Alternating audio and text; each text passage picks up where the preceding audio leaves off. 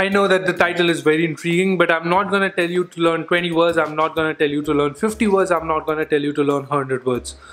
But you should have your own personal target that you have this many words which you have to learn today, because setting targets is very essential for progress.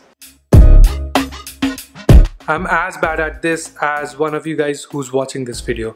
I never read any novels. I never read any exceptional literature pieces. All I read was some papers from Science Direct and all my course books. I also watched a couple of TV shows, but it did not help me handling the GRE and GMAT verbal.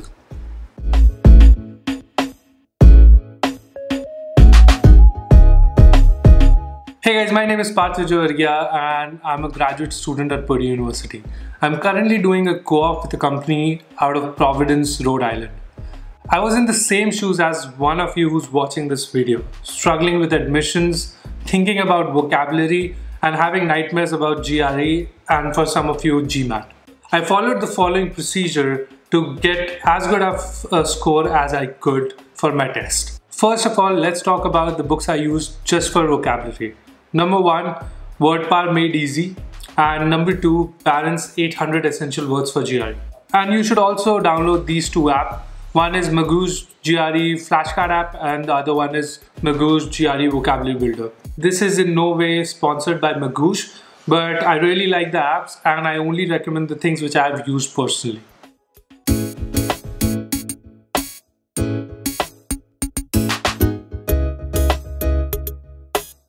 Now look at yourself and determine where you are in the position. Do you have 6 months to prepare for GRE? Or do you have less than 3 months to prepare for GRE? Or are you on fire and you have like 1 to 2 months to prepare for GRE? We have a solution for all of that. And I've divided this video into those 3 parts. So if you are in that position, you can just skip to that section. Timestamps are in the description. For those who have 3 to 6 months to prepare, pick up the book called GRE WordPad Made Easy.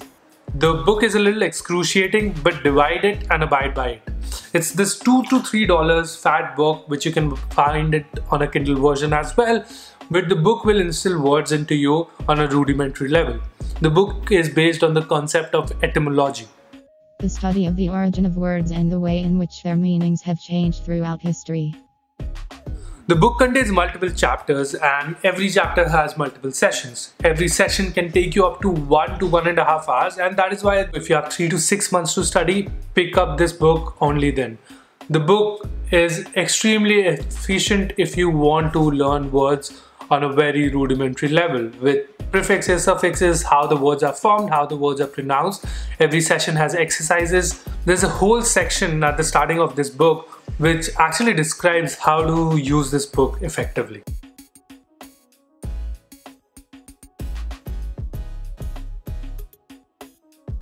Now, if you have just 3 months to prepare, start with the Parent's 800 list of words and also pick up the GRE flashcard app. Do not run to the 3000 words of Parent's if you can't even handle the 800 words. It's not about the quantity in these tests, it's about the quality of the words and how much you can retain and how much you can remember once you prepare for it.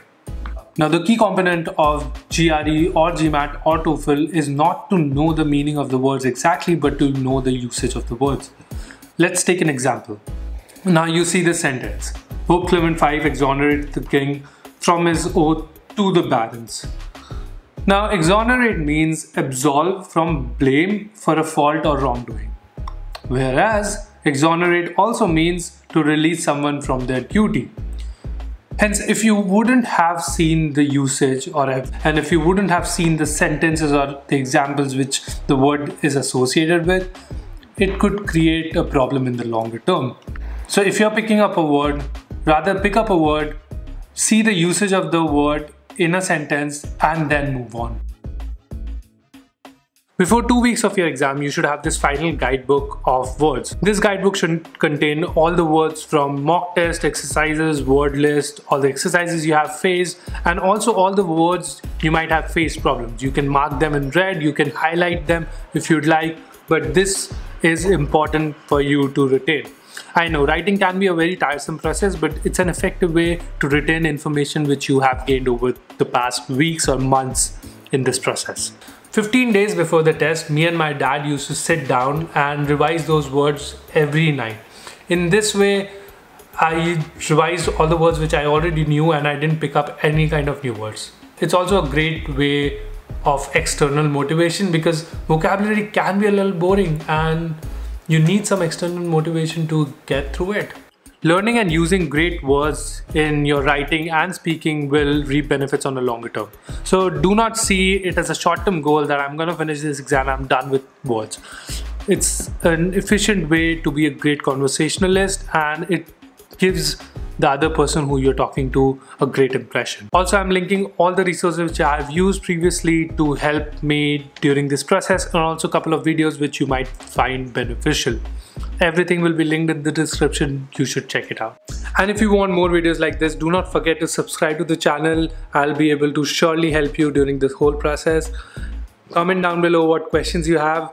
I'm gonna answer to those. Sayonara. I'm gonna get back to my coffee and finish that. I'm gonna see you in the next one.